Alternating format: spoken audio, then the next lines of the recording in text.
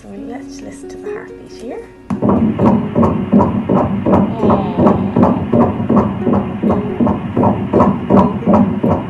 Gorgeous strong heart pumping away here. So little baby's little forehead here, little button nose, the little mouth and the chin. One little arm and hand stretched out here, the other little hand in front of the chest. The heart pumping away. Below the heart, this is the stomach here of the baby. Look at the little profile, so cute. And then the little legs, the two little feet are crossed over at the ankles. A very shy baby. So, my internet family, this video has been a long time coming, and I actually had a bit of, not backlash, but some of you expressed a lot of shock that I didn't make a big I'm pregnant video, but it was because I was waiting to be officially out of the first trimester, and I'm now nearing the end of my 13th week of pregnancy. I just did the big kind of announcement part over on Instagram because most of you do follow me there, but I realised some of you don't, so this is the video, the pregnancy update. I'm going to talk through everything that you have been asking me about, and I have a bunch of questions that you sent in as well. I'll say right off the bat, being pregnant during a lockdown is a strange experience. I feel so isolated from all of my friends and family. Of course, I can text them and stuff like that, but it's just not the same. I'm a very extroverted person, and this is a huge life step, like a huge change for me, and I have no one around me to really talk about it with, other than obviously people I've already talked about it with to death. So that's why I'm here. I am due early October 2020, so this year, and this pregnancy was planned. We didn't think that I would get pregnant so quickly though. That is why I was essentially almost 3 months pregnant getting married. Definitely didn't expect that, and I've noticed a lot of confusion over references I've made to my gammy ovary in the past, and I'm going to clear that up here real quick. Basically, I had quite a big PCOS scare. I don't want to get in trouble by saying this or whatever, but I really am not happy with my current doctor. I'm looking to switch to another local doctor, but there's a really big waiting list. It's a very small town. Anyway, things are still rather unclear, but I basically went for an ultrasound at one point and they found a lot of follicles on one of my ovaries, which was a lot bigger than the other, and they wrote PCO in their write-up. And the difference between PCO and PCOS is that PCOS is a diagnosed condition with short-term and long-term consequences, one of which can be that it's harder to conceive, to get pregnant. It's definitely not impossible. I have had this fear for a long time about having PCOS. It came through so much in my debut novel, and I think that's why it resonated with so many women. This is the paperback edition. It's out now. It's very pretty. But thing is, I started having other symptoms of PCOS in the few months leading up to when I got pregnant. So my periods became rather irregular. I had acne on my back, which I shared on Instagram as well, like quite bad breakouts on my back. I did get blood tests and my hormone levels were all fine, but there was worry there, and because I was kind of being put with all these different doctors in the same office, I just wasn't getting any kind of conclusive answer. But one of them said to me that it can take from 6 months to a year to get pregnant even without PCOS. So just, because I'm 30, and they just told me in terms of my family planning, to consider that. So I remember one evening Thomas and I were sitting together, and he was just talking about when we have kids this and when we have kids that, and we always spoke like that since we got together almost 3 years ago. Been friends for over a decade, completely committed to this person, and the two of us just really envisaged this same life. Family is the biggest thing in both of our lives, and we made a video about why we want children months back. Like, it's just been on our minds an awful lot, and we were kind of just keen to get going because we were both on the same page in terms of wanting more than one child and both being mentally ready. It's a very hard thing to explain. It's not like you just wake up one day and you're like, I'm ready. And with this news of how long it might take, and then with the worry about having PCOS combined, those two things combined, we looked at each other and said, feck it, we'll just stop being careful. Thinking, we have months, it's fine. And even if it miraculously happens straight away, I won't be showing much at the wedding. Happened first time, first go. started trying very late December, and by mid-January I was pregnant. So kids, be careful, things can happen. It's weird because in my head I keep referring to this and thinking about this as my first pregnancy, but it's not. I had a pregnancy that ended in miscarriage when I was 19. I discussed this in my first book. For the first 3 months of my pregnancy, every time I went to the toilet, I was, wiping as you do and making sure there wasn't blood on the tissue. And I know that's very TMI, but there is so much about the first trimester that you don't think about, and your whole, for me, a lot of my worry was around, can I get pregnant? Fertility, do things to help my fertility. You saw this. I had a whole vlog about the nutritional therapy that I did. I was really on top of my diet and my lifestyle and my vitamins and everything like that to try and ensure that my body was going to be a nice home for a growing baby, and didn't give too much thought to the miscarriage fears, because the first time that I got pregnant, it was unplanned. I didn't have very many symptoms. I was really unhealthy at the time, in a really toxic relationship where I felt very unsafe. Because it was unplanned, I was still drinking at the beginning of that pregnancy rather heavily. I was on the pill as well, so the pill failed because I vomited it up one time. That pregnancy, between finding out and having the miscarriage, not that much time went by, and I didn't really feel very pregnant. It also happened when I was 19, which is Melanie's year of awful depression, and it's a blur. So much of it is a blur. My dad ends up having to fill me in on quite a lot of what happened. I remember I was in the hospital for quite a few days. They worried that it was an ectopic pregnancy at the time, meaning it's not growing in the right place. And my coping mechanism was watching the Sex and the City box set over and over and over again on this tiny little DVD player in the hospital. I really blanked a lot of it out. It was really not nice. Like, I could have a 10-year-old.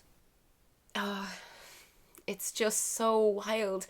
And I think because that happened to me already, and I know that women throughout generations in my family have experienced miscarriage. Some have experienced multiple miscarriages, like my late grandmother. She was an amazing woman. She had so many babies. She had like 8 babies, but she also had a few miscarriages. And I think, I know a lot of YouTubers talk about their pregnancies like really early on, like 6 weeks or 8 weeks, and they're trying to get rid of the taboo around miscarriage. And I thought I would be one of those people. I really thought that, like, yous know me, I've made videos all about periods and orgasms and just all of the things. I'm very open, and yet it just felt very like a very precious time. I didn't even vlog. I wanted to do early pregnancy vlogs, and I just couldn't bring myself to do it just in case I did lose it. I actually went for 2 early scans, got those scans just for peace of mind, and they really did give me a lot of peace of mind. For the first scan, unfortunately, my husband Thomas, he was working, so my sister came with me, and it showed me that the baby was in the right place, that it had a strong heartbeat and everything like that. And then for the second private scan, my husband came with me, and we saw it moving on there, and everything was developing absolutely fine. So I felt safe enough to tell family and friends and the internet. But alright, I'll stop waffling now, and I'm going to answer your questions. This is going to be a long video, so if you need a little pause, if you need a little snack, if you need a little drink, go ahead. I'll wait. I'll be here. And we're back. How did I find out I was pregnant, and how did I tell Thomas and family? Did I vlog it, etc.? So I've already covered why I didn't vlog anything. I literally vlogged nothing, not even telling Thomas. Could have milked this for all it was worth. I did a face chat with my dad to tell him while he was in work. I texted Thomas, which is so crap, but I was supposed to be going to stay with my friend later that day, and if I didn't tell him, then I would have had to keep it in somehow until after I got back from her place, which I just couldn't. And I knew he was in work. He's a pilot, so obviously I can't call him like if he's flying a bloody airplane. It's a funny story with my tests. I knew I was pregnant like so early on. I took way more tests than this, but this is just some of them. And this one here didn't have an obvious second line, but I felt like I could see one. And this is ages before my period was even due. Like, it would have been a couple of days after conceiving. And I just felt a change. I don't know, I just had a feeling, like a gut feeling. And I'm very in tune with my body because, well, especially at the time, I'm eating a little bit less great now, but at the time I was like eating really, really well and avoiding things that make me feel foggy, like gluten, have been off alcohol for a very long time. So I just could feel any little change in my body. And so I kept taking tests, and then I started getting these faint line tests where it was like a really faint second line, and I knew to believe that because that did happen with my first pregnancy. Like I got a really faint line and then a bit of a darker line. And yeah, then I got these darker line ones, and then I went and got one of the ones that said pregnant or not pregnant because I needed it in writing. Like, tell me now.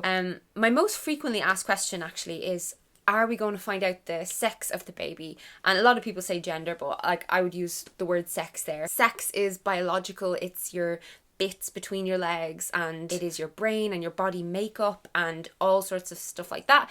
Gender is more how you express. There are certain gender roles and whatnot. In saying that though, I think it's perfectly fine for parents to bring their child up in a certain gender or gender expression, because that child will make their own decisions. It's kind of like I grew up going to religion class.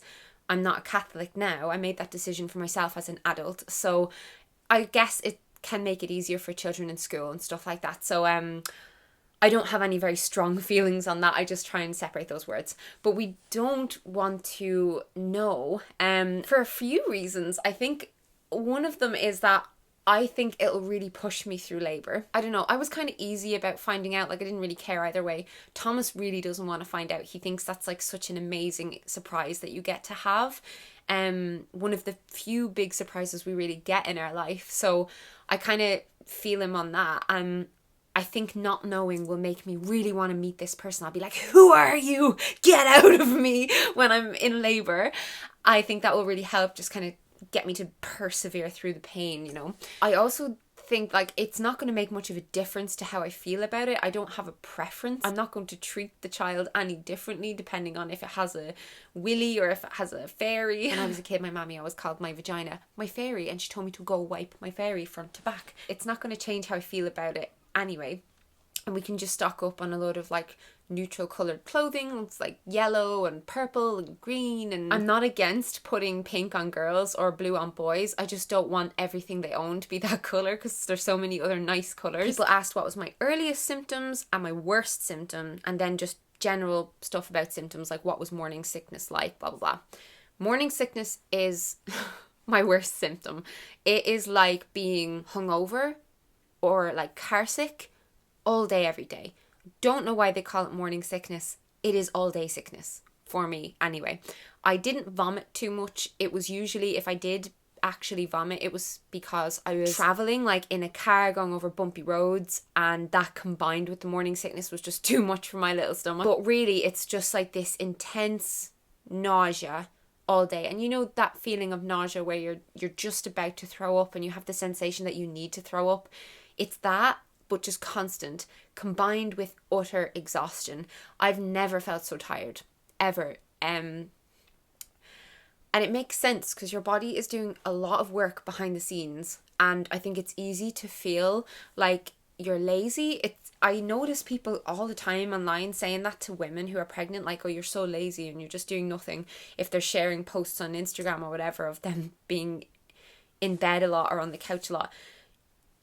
You can't. It's like you've been hit by a truck. Like, you just can't. You're actually sick. Like, your body is creating another brain, another like skeleton and organs, and like all this stuff happens in the first trimester. It's all available online for you to read up about, but so much goes on in those first 3 months that you're not aware of. So like you just look like you're not doing anything, but you're doing a lot that you're just not conscious of, if that makes sense. And no, you can't feel any of it happening, but you feel it in the tiredness and in the sickness. My earliest symptom was definitely my boobs. My boobs looked amazing very quickly. They were very perky and full. You can probably see here, but like they are massive compared to normal. Like they have definitely already gone up a couple of sizes. I think at the end of this pregnancy, I'll look like I've had a enormous boob job. My boobs, oh my God, firstly, very sensitive. I've always enjoyed nipple play. And I still enjoy it now, but sometimes I just can't. I can't even touch my clothes off them. If water from the shower touches them, it hurts sometimes. Sometimes it feels like someone has a pin and they're sticking it through my nipple. They sting. It's like searing pain. I get shooting pains in my boobs. It's just weird as fuck. But yeah, the bit of an increase in boob size early on was such a giveaway. I've been off the pill for years, but I'd liken it to the way that you notice the way on some pills it makes your boobs just look really good, a bit bigger, a bit fuller. Because I've been off the pill, they've been a little bit more like, and now they're like, oh, and I love it. I'm very happy with that side effect. Other symptoms I had very early on, I had a lot of like cramps, like period cramps. This is even after I got the positive tests, but it was similar to period cramps, and it just kind of lasted for over a month. I was up and down a lot, like just crying for no reason. I'm fine now, but it was a bit of an emotional roller coaster, and I'd get over it really quickly, but that was interesting. At the start, my eyes were really sensitive and like dry. That went away really quickly as well. Then there was cravings and food aversions, and I did put up a what I eat while pregnant video last week, which I'll link down below. I've craved a lot more like sour and bitter and sweet, and also anything that is cheese on carbs. So cheese on gluten-free crackers, gluten-free pizzas, anything like that is just so easy to eat. It really helps me to get rid of the nausea feeling. My IBS is not bothering me right now, and I don't know why. And I googled it, and Google it yourself. For some reason, for a lot of people with IBS, pregnancy calms it down, and it's calmed down like my food intolerances as well. Like I've tested it and I've really pushed the boundaries with it, and like a bit too much like gluten or lactose still gives me a lot of like burps and farts and stuff like that, but in general I can tolerate foods that I previously couldn't, and everything inside me just feels a lot more calm. Everything is working. The one food that I craved the most during the first trimester was grapefruits. Odd one, but I read online that they have a lot of folic acid in them, and actually I am taking prenatals. I just go into any health food store and I say, hey, what's the best prenatal you have? And then I buy what they tell me to buy. That is the honest truth. That is all I can say. And I keep this one in my partner's family home, which is where we live. And then I keep this one here. And this is where I keep all my furniture and where I do my work and stuff like that. What kind of birth do I want is another question. And I would love to have a home birth in a pool and stuff, but I don't think I'm brave enough to do that for my first pregnancy. I think I would like to do it in a pool in a hospital situation, and I know there's a couple of hospitals near me that do have birthing pools, so I'm going to look into that, and I really hope that I can do it in a pool and that I have a relatively easy, risk-free labour and delivery. I know that's not something you can plan for, so I'm not really thinking about it too much because I'll just stress myself out. But I'm also not one of those people who is like super against getting an epidural. I don't want one. I would like to try and give birth naturally to know what it feels like and to be able to say I did that, you know. But if it's too much in the moment, I'll be like, just give me all the drugs. Just give me all of the drugs. We shall see, my friends. I just don't want to be on my back giving birth, because you know, you don't do a shit on your back, you do it while you're squatting. I want to be up and like pushing, like letting gravity help me. How much weight have I gained? Online it says that in general you should look to gain between 2 to 4 pounds in the first trimester and a pound per week for the rest of your pregnancy. I gained almost 5 pounds, and I know that the extra pound is probably more to do with the lockdown situation right now. I'm definitely eating more because there's less to do in the day and I can't go to the gym, so my workouts are not as intense as they were before all of this. I don't know, it's only like 3/4 pound more than what's recommended, so I'm pretty much on track. And I started this pregnancy at about 139 pounds. As of my first official hospital appointment, that's the only time I'll ever be weighing myself because I don't own a scales, I was 143.7 pounds. But also, yeah, that was like after a couple of meals. So maybe I did only gain 4 pounds. I don't know. On that topic, someone asked, how do I feel about seeing my body changing and expanding?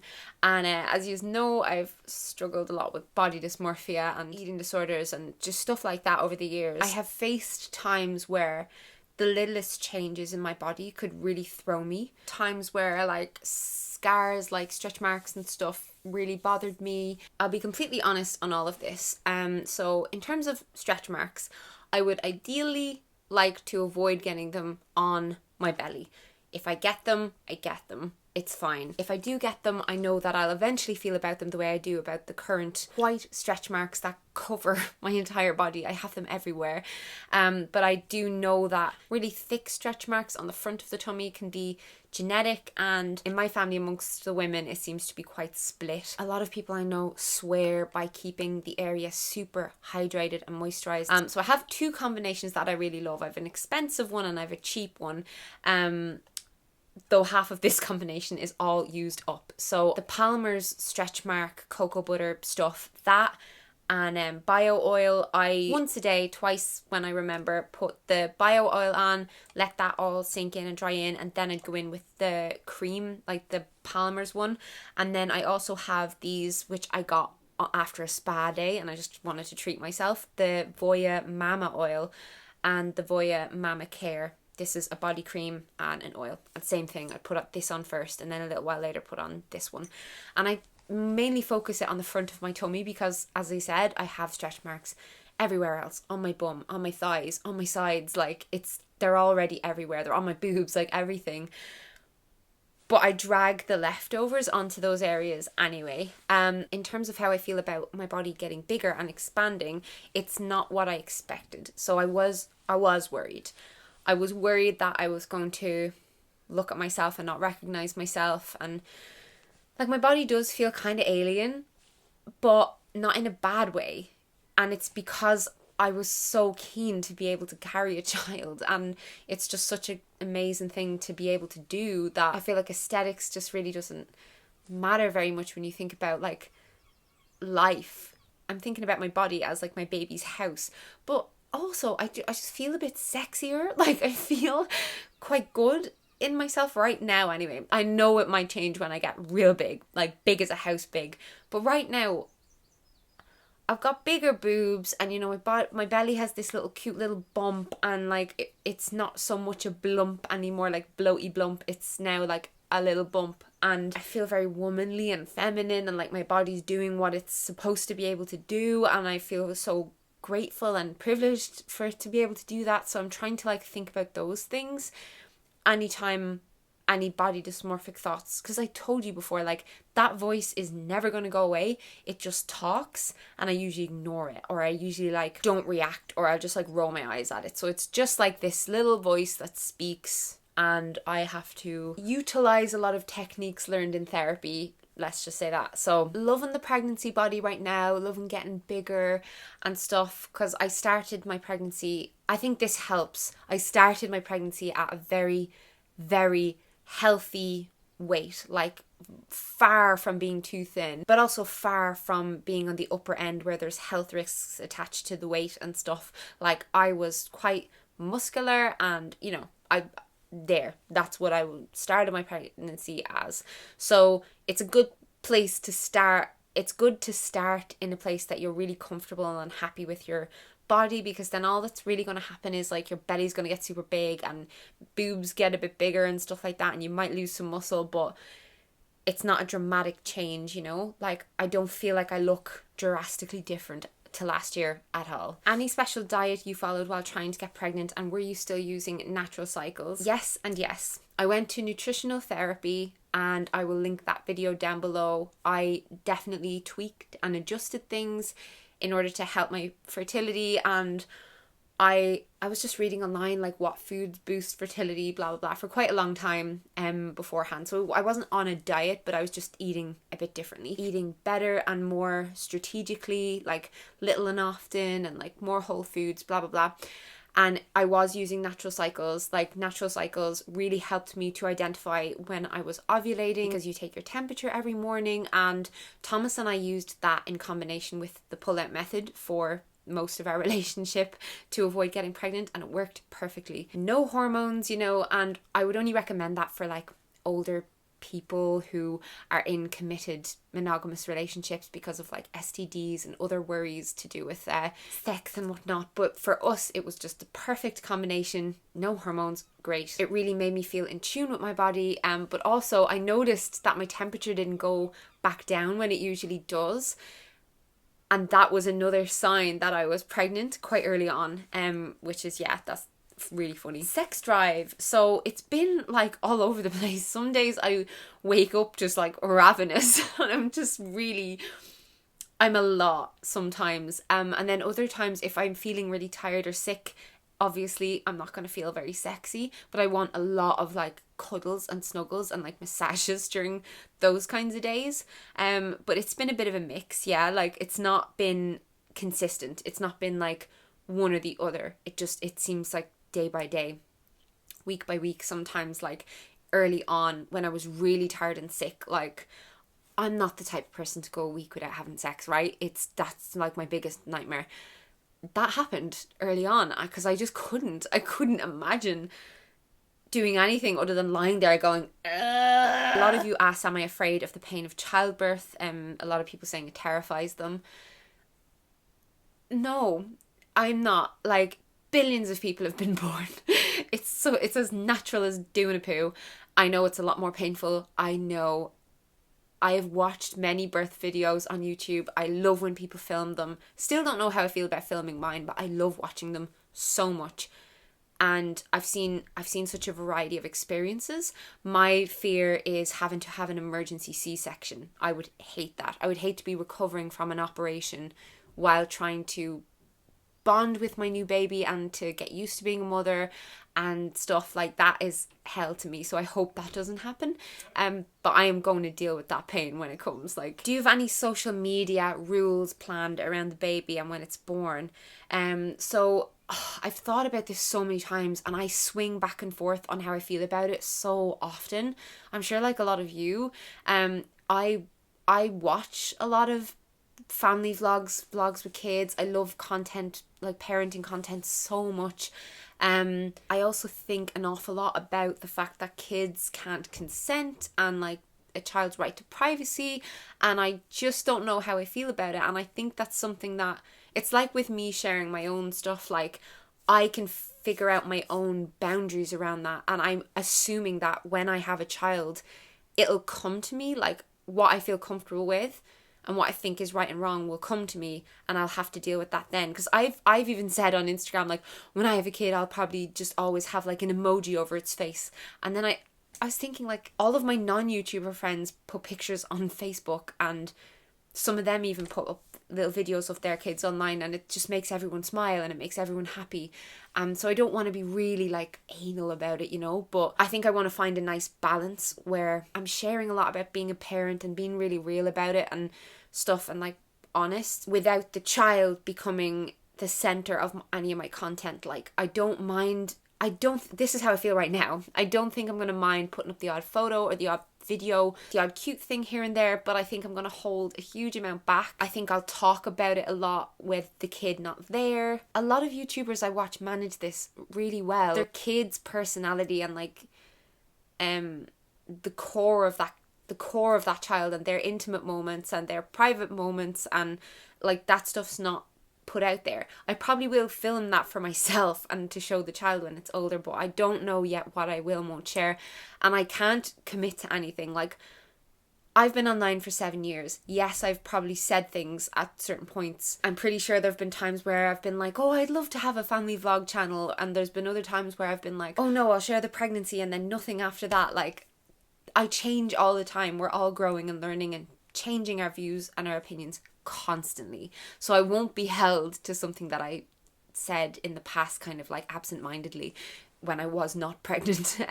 This channel has always been so much about me and my life, and I can't imagine not talking about it. It just feels like a very natural progression to make videos like this where I'm talking about this, because this is what I'm experiencing right now. This is a deep one. I'm not going to go too much into it, but has being pregnant changed your views on abortion? And the short answer is no. The longer answer is I am still pro-choice. I have always said that I would personally ever want an abortion. Even when I was pregnant in the past and I had that miscarriage, it never came into my mind to get an abortion. It's just not something that I feel would ever be right for me. But I believe in a woman's right to choose. I believe in bodily autonomy. I know of so many other situations where it makes complete sense to me why someone would make that choice, and that it's their choice. It's just not a view of mine that I think will ever change. And I'm sorry to some of you I know are pro-life and have been quite upset with me in the past because I made that short film about abortion and how it affects an Irish family. It's called Choice, if you've not seen it. Do you feel emotionally connected to your baby yet? I feel bad saying this, but no. Well, it's hard to explain. I love it. I have this overwhelming feeling of love for it, but it's an it. Like, it doesn't exist yet. Like, it has no face to me. It has no thoughts. It has no memories. It might not survive. Like, so many things can go wrong. I don't want to let myself get too emotionally attached, I don't think, until, like, near the end. I probably won't. Maybe when it starts moving, it'll have more of an impact on me, but I think I'm holding myself back maybe a little bit. I know some other people who've had kids and they said they felt nothing until it came out, or even some of them, like, it comes out and initially they don't have this amazing, like, Disney, oh, like, wow, my child, like, it's just, you know, it's this thing they're handed and they're like, shit, what the fuck do I do now? I know that will come because I have such a feeling of love and protectiveness around it. Like, I'm always, like, holding my tummy and being really careful, being really aware of how I move in bed and everything like that. So, like, that's there, but no, I don't have, like, I wouldn't say a bond yet. But I know what'll come. And the last question I want to answer is, so far has the experience been more positive or difficult? And I think it's been more positive because I've heard horror stories of pregnancy off some people. Like, I know people who, you know, vomited like 6-7 times a day and just had all sorts of awful stuff go wrong. And, like, I've had it pretty smooth sailing, like, pretty predictable symptoms, and kind of now that I'm coming out of the first trimester I feel really good. Like, I feel really normal, other than twinges down there and, like, random pubic bone pains and stuff, but in general I feel great and normal right now. And it's lovely, like, people congratulating you all the time and asking you questions about it and actually taking an interest, and, like, you kind of have this excuse to slow down. And I don't know, there's positives and negatives. I had an Instagram post with lots of, like, pros and cons. Go follow me on Instagram. I'll update there more regularly than I will here on YouTube, but let me know what other pregnancy videos you would like me to make, and I really hope you liked this one. If you did, I'd love a thumbs up on it. If you want to show me that you really like content like this, that is the way to do it, with the likes. They are so important nowadays on YouTube especially. Yeah, I hope this was enlightening. I hope it cleared some stuff up, and I guess I'll see you in another video very, very soon.